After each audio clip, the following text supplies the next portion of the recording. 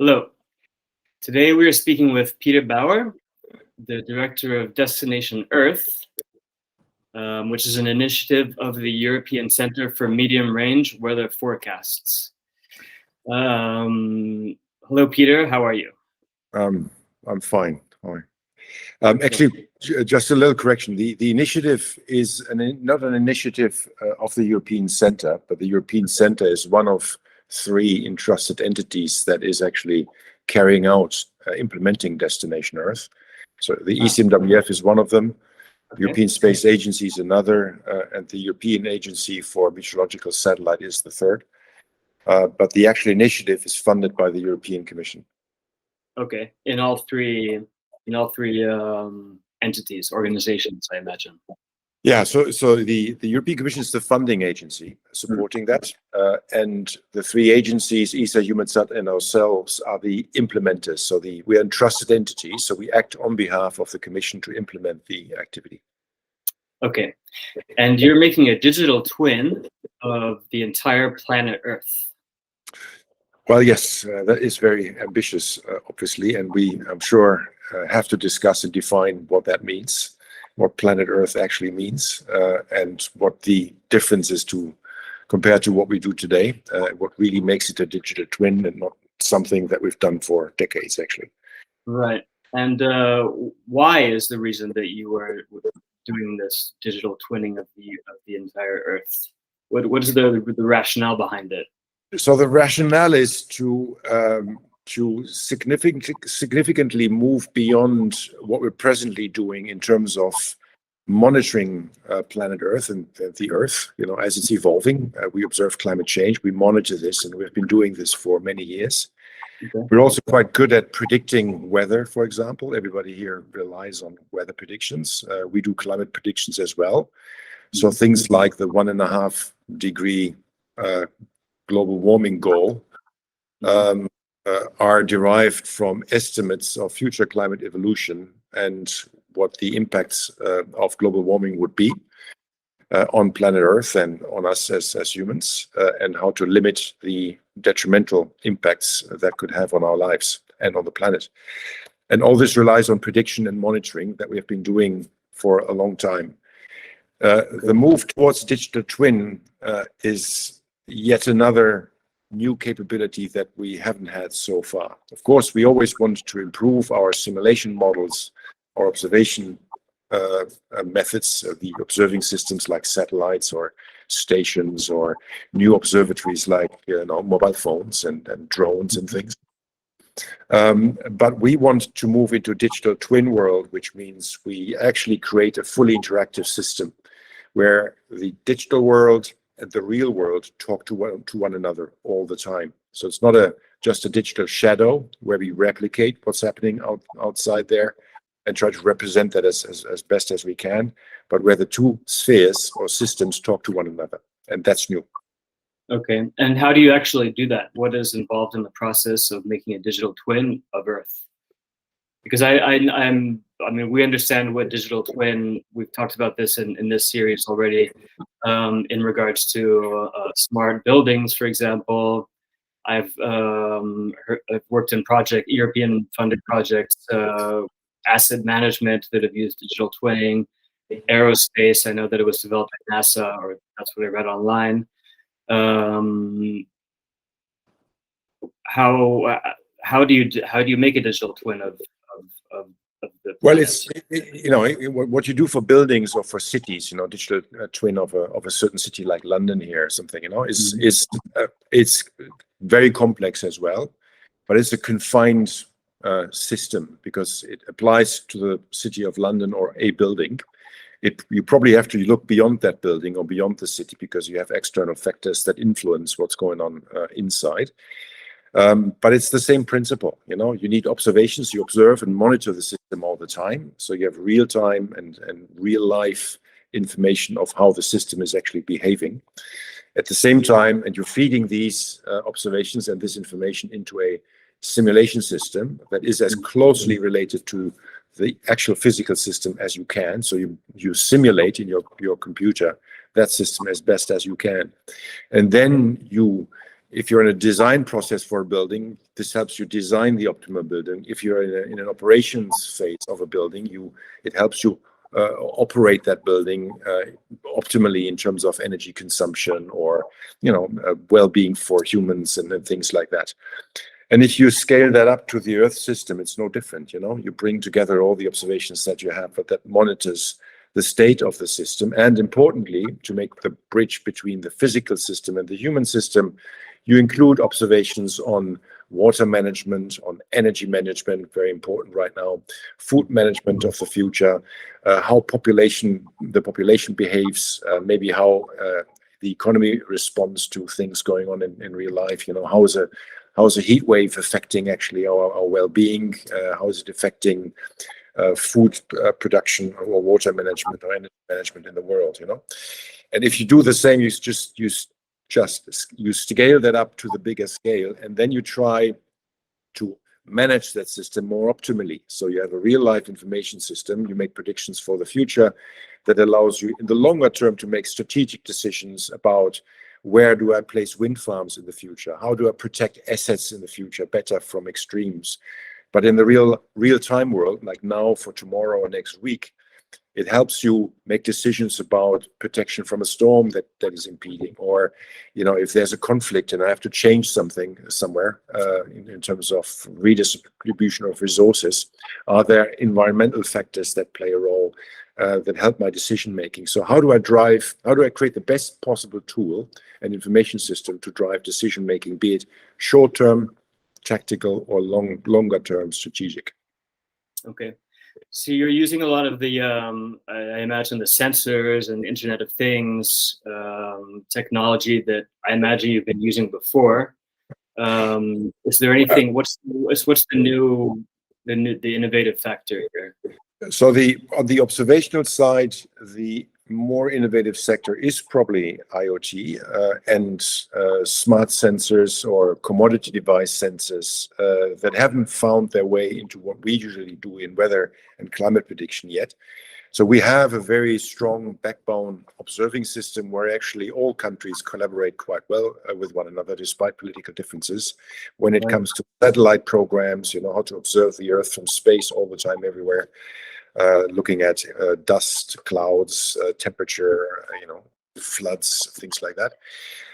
At the same time, we have a quite well-organized network of observing stations at the surface, balloons, buoys, everywhere. So, in the weather and climate community, this kind of system is quite well managed. But the big leap is now to move into these commodity devices. So make use of what you have available in cities, what citizens carry with them through mobile phones, what car sensors have and offer, and all these new systems and specialized sensors that we actually haven't tapped into that much so far. So commodity devices are like smartphones, sensors that are in people's cars. That's it. Consumer products. That's it. But also there's a lot of smart sensors increasingly being deployed for smart farming, for example, near farms that measure, the environmental factors around farms or in cities when it comes to pollution, things like this. So, there's a question about can you actually get access to that data, because some of it is owned by companies and it's part of their business model. Right. So to make that available in like more public projects, like publicly funded projects like ours, is not straightforward. But maybe increasingly in the future, through public-private partnerships, we can actually get access to that. Okay. And is there an artificial intelligence component to the system? Absolutely. We usually tend to prefer the word machine learning or deep learning rather than artificial intelligence, because in most cases, actually, we only do machine learning or deep learning, which is still clever enough. And these kind of methods apply everywhere in all our workflows. When it comes to selecting good observations from the vast pool of observations that's out there, so looking into quality of observations, look at systematic errors of those and correct them. If you're carrying a mobile phone, for example, and you're at the ground floor or the top floor, you may need information and smart methods to actually calculate what difference that makes in terms of pressure or temperature or exposure to sun or something like that. Then we look at such methods for accelerating computing. Obviously, if you create a digital twin of a planet, you immediately start entering extreme computing and data handling challenges. And we're talking exascale computing and exabyte data volumes. So handling and accelerating the computing task and extracting the important information from the vast amounts of data that we generate is largely based on machine learning and deep learning methods. Okay, excellent. I read an article, I've told you before, I read an article yesterday in The Guardian that was based on some research done by some Australian researchers. The article is titled "Trillions of Dollars at Risk Because Central Banks' Climate Models Are Not Up to Scratch." And I thought that was interesting because it's an intersection of kind of all the things we're talking about here with public funding. However, the European Investment Bank is funding a lot of the some of the environmental innovation programs, especially with single beneficiary companies like SMEs, startups, etc. And they were saying, that there's a risk that we could misdirect up to trillions of dollars of euros.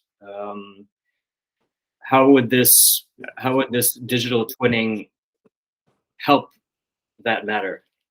It's exactly to help for such a clever and more cost-effective decision making. So what Andy Pittman, who's the lead author of this, expresses is nothing but the foundation for what Destination Earth sits on. It's about having better tools to make better decisions. We know that in various countries, you just saw the huge investments that the United States are going to make in terms of climate change adaptation and mitigation. It's a multi-trillion investment package. We have the European Green Deal, which on its own probably about $1 trillion in terms of investments. You will see this, led by the US and Europeans and other countries soon, in many other places as well in the future. So there's a lot of money being made available very sensibly to motivate and stimulate change, structural change in our economies, but also help and adapt probably weaker branches of the economies to deal with imminent problems. And to direct this funding, you need very clever tools. And the point of the article was that probably what we have right now with the off-the-shelf climate predictions and off-the-shelf weather predictions, we're not quite there yet in skill to drive that to the level of cost effectiveness that we require. And this is where digital twins can actually provide that leap that is necessary to save money and make sure that you really funnel the money into the places where you need it most. Of course, that has a time horizon component as well. There's some short-term actions and there's longer-term actions and investments that are usually more costly. But this whole package needs to be set up, and you need good tools to support it with scientifically based methods, obviously. Right. How long will this take?